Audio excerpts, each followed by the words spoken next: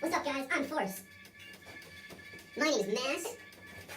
I'm Acceleration. And together we're Force equals Mass times Acceleration. What we're going to do here is we're going to identify the coordinate system. We're going to identify it as theta x and theta y. Now we're going to do that along this plane. So theta x is going to be along the plane and y is going to be normal to it. So this first equation, which identifies the mass moment of inertia, angular velocity, and the moments acting about the center. Now we're going to identify those moments acting about the center by looking at the free body diagram, and we see that gravity and normal force go right through the center. And the only moment acting on the object is this unknown friction force. Then we're going to integrate this due to our assumption that at rest, initial velocity and angular velocity equal to 0, we can just totally get rid of this altogether. And so that leaves us with these two equations as follows. Now, when we integrate this, this just turns into our moment multiplied by the change in time, which is right here in the interval, and that is equal to our final value. So then we look right here, and we know that this right here, this angular velocity, is equal to translational velocity divided by r.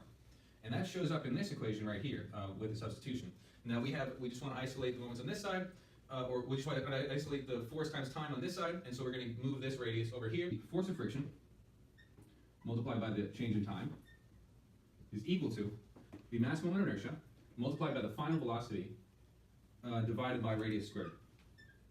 And for now, that's where we'll stop with this equation. We're about to move to the equation with force. So second part here, we're going to be looking at this equation.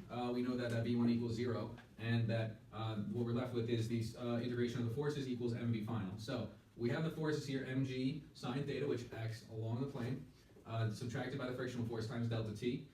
We distribute the delta t, and we notice that this is from previous part of the equation. We can substitute that for that force of friction times delta t. So when we do that, we get mg sine theta delta t minus IVF over r squared equals mass times velocity final.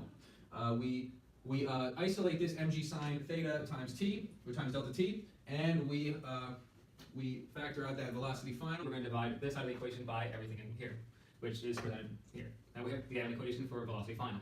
Now we're going to go and determine the velocity for both the ring and the disk using the inertias provided. The inertia Ring is 1/2 mr squared, and the disk is 1/2 mr squared. So we plug them in separately, and we plug in the inertia for both objects. After simplification, the radiuses cancel out for both, and we are left with, on the left-hand side for the ring, our velocity final is, we have 2m in the denominator, which further simplifies to just have g sine theta over 2 times delta t. On the other hand, we have disk, and likewise, the masses cancel out, and we have g sine theta delta t all over 3/2. Now, if we go over here, we have to find the ratio of these velocities. Now, we already have the velocities of the disk and the ring, so all we have to do is divide them by each other. Now, but the problem asks us both to find velocity and the omega. Now, these both are equivalent to each other. Since omega are the same, omega's velocity is equal to omega times the radius. Multiplying by the radius would just end up canceling out anyway, so the ratios are, in fact, the same. So then we just plug in the velocities that we acquired previously into the format here, and everything cancels out.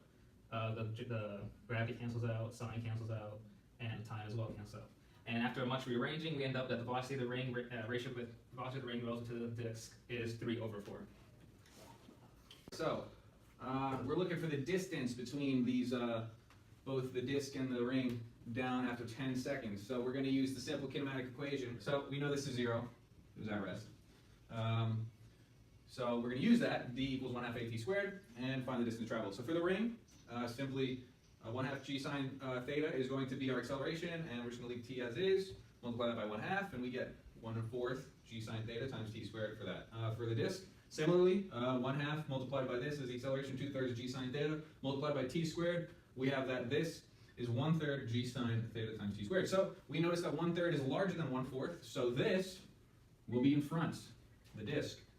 And so, proceeding, we will see that this distance between them is just the absolute value between their distances. So we have similar terms here with the g sine theta times t squared. So we just factor out these 1/3 minus 1/4, and we get 1/12 times g sine theta multiplied by 100 equals our delta t. We found that the ratio of the velocities is equal to the ratio of the angular velocities, which equal 3/4. Now the change in distance after being released simultaneously after 10 seconds, we found it was 1/12 g sine theta times 100. Yeah! We did it! Rich, high five!